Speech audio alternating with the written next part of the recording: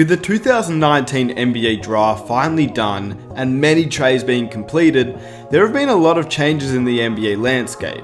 Here are my winners and losers of this year's 2019 NBA draft, and if you enjoy these types of videos, let's aim for 2,000 likes for the next video tomorrow. And without further ado, let's roll the intro.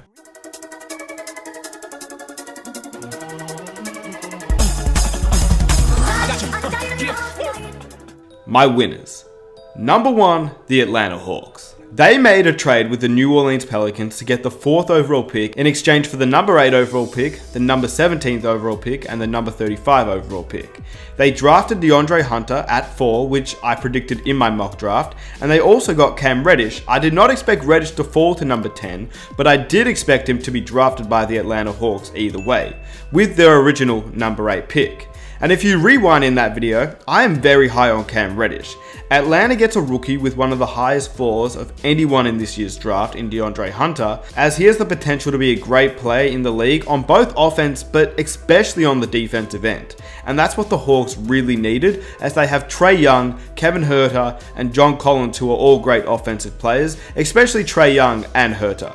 Then, as a bonus, they also got Cam Reddish, who once again has the potential to be a great offensive talent and also a great defensive talent as well. But because they drafted Hunter, drafting Cam Reddish doesn't seem like a fail if he does become a bust anyway, because you have Hunter.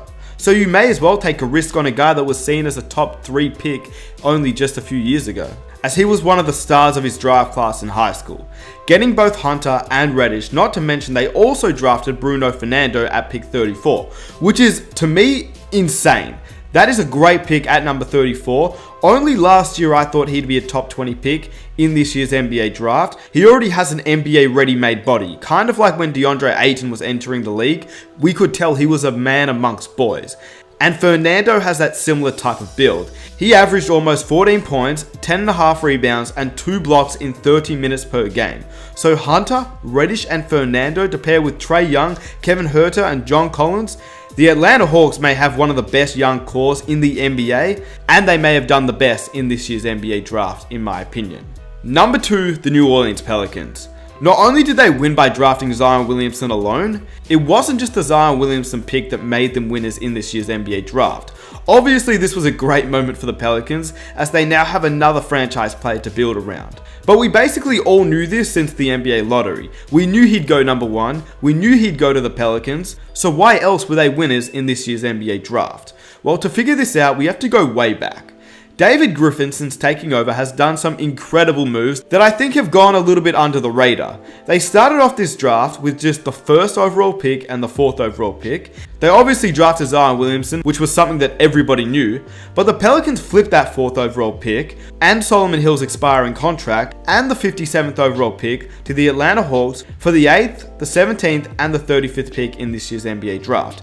In other words, they traded DeAndre Hunter, Solomon Hill, and his huge contract, and a 2nd round pick for Jackson Hayes, which on the defensive side is an incredible player and has a similar defensive capability to what Anthony Davis brought to the Pelicans as a top pick. Now, I'm not saying that Jackson Hayes is Anthony Davis or anything close to Anthony Davis.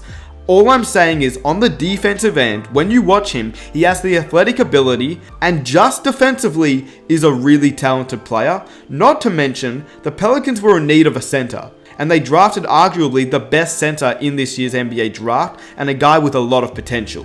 In addition to Hayes, they also got Nickeil Alexander-Walker, which if you watch my mock draft video, I thought he'd be a lottery pick and fall to number 14 to the Boston Celtics. So obviously I rate him highly. He's Shai Gilgeous-Alexander's cousin, he plays a little bit like Shai Gilgeous-Alexander, and he would be a great player to come off the bench.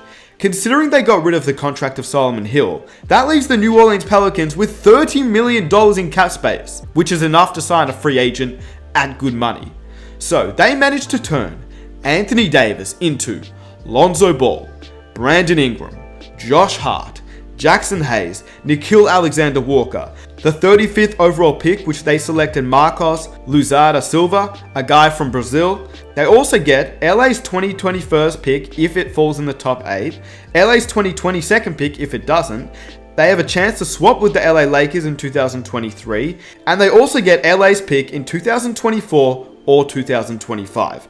In addition, they managed to get rid of Solomon Hill's huge contract. Then to top it all off, just throw in Zion Williamson, who was not a part of the Anthony Davis trade, but helped show what the Pelicans have acquired, which is just insane. The Pelicans are now set up for both the short term and the long term. And it's just remarkable how things have changed for the New Orleans Pelicans in just the span of a few months. Regardless of what you think of the rest of the moves that they made, Zion's arrival simply means that this night was a massive night for them, and they are winners anyway. Number 3, the Denver Nuggets. The Miami Heat drafted Bol Bol at pick 44 and then traded him to the Nuggets. As a Heat fan, this absolutely killed me, because if this pays off, they have the 2 potential top 5 picks that fell in Michael Porter Jr. and now Bol Bol. Bol Bol is obviously a guy that has many injuries, and there are many concerns about how he'll fare in the NBA, along with his injury and his motivation. But you cannot deny his talent on the court. Despite suffering an injury early on in his college career, he definitely showed what he could be and put up some incredible ability on full display while dunking, shooting, defending, and showed a lot of potential as a whole. Bol Bol reportedly slipped as teams just had concerns about his medicals. The 5-star recruit missed the end of the 2018-19 season with an injury, but the thing is, despite his injury, Denver has a history of drafting players, having them have a red shirt in their first year, just as they did with Michael Porter Jr., and now he's going to come back to the league healthy, and before he was injured, had the potential to be a top 3 pick in last year's NBA draft. They're just going to try and reproduce that with Bol Bol. And to me, if this works out, this could be a huge win for the Denver Nuggets, and I guess we all just have to wait and find out. Ultimately, the Nuggets entered this night without a draft pick, and they left with a prospect that many considered a top 10 pick only a year ago. Bol Bol was a green room invite who fell all the way into the middle of the second round, where the Nuggets traded for him at 44. How, Sway? Number 4, the Cleveland Cavaliers. Sometimes with a team like the Cleveland Cavaliers, it's best to draft the best player available rather than a guy who's best fit for the team when he may not be that franchise player that you're looking for. And that is why they went for Garland. Ultimately, the Cavaliers ended up going with the best player available in Darius Garland, a freshman whose season ended early as he tore his meniscus this season, which made him a mystery man in this year's NBA draft. I don't know about the pairing of Garland and Sexton, but what I do know is that Garland has a lot of potential, and if they can figure it out, a lot of people are saying it could be like the new Damian Lillard and CJ McCollum. I'm not sure about that, but what I will say is, I believe if you're the Cleveland Cavaliers, you had to draft the best player available, and that is what they did. But that is not the only reason why they were winners in this year's NBA draft. They became winners when they drafted a steal, in my opinion, and a guy who I did not think would fall to this pick and this late in the first round, and that was KPJ, Kevin Porter Jr. The Cleveland Cavaliers packaged 4 second-round picks, along with cash considerations to the Detroit Pistons, to get the 30th overall pick and select a shooting guard in Kevin Porter Jr., which in my opinion is an absolute steal.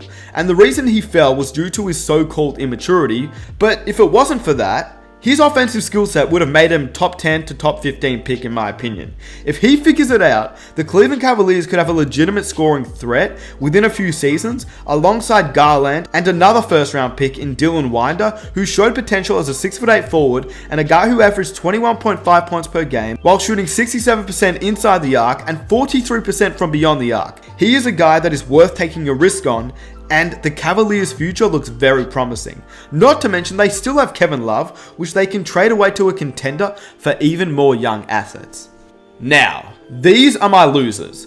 Honestly, there weren't many losers in this year's NBA draft. I have a few teams here, but for the most part, most of the teams in this year's draft got what they needed, and there actually wasn't any surprising letdowns, apart from one team, and that was the Phoenix Suns.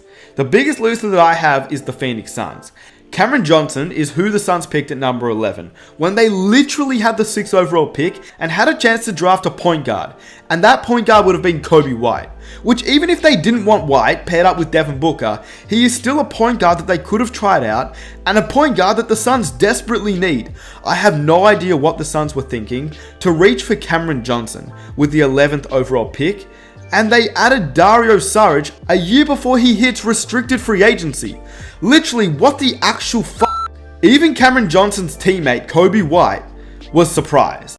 Cameron Johnson just went 11th. How do you react to that news? He went what? 11th. Cam in the Johnson draft. 11th. Yep, it's right on the screen right there. Wow, bro. That's crazy. That's so love, bro. Cause if y'all know Cam, you don't know how hard Cam worked. Wow, bro.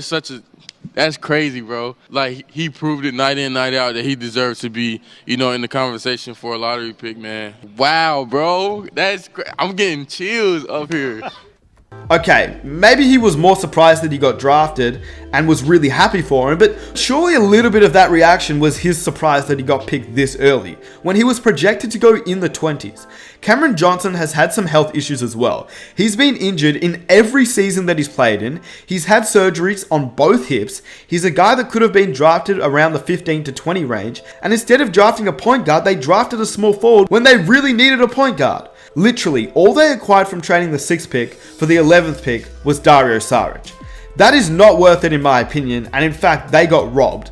I feel like the Suns could have traded down in the draft even further than pick 11, still drafted Cameron Johnson, the man that they wanted apparently, and they could have gotten an even better player or a future first round pick, or future first round picks in general, instead of Dario Saric. Okay, now maybe that's a bit far, but on the positive side, what they could do, and maybe their reasoning for drafting Cameron Johnson, is maybe they know that they can get a good point guard in this year's free agency.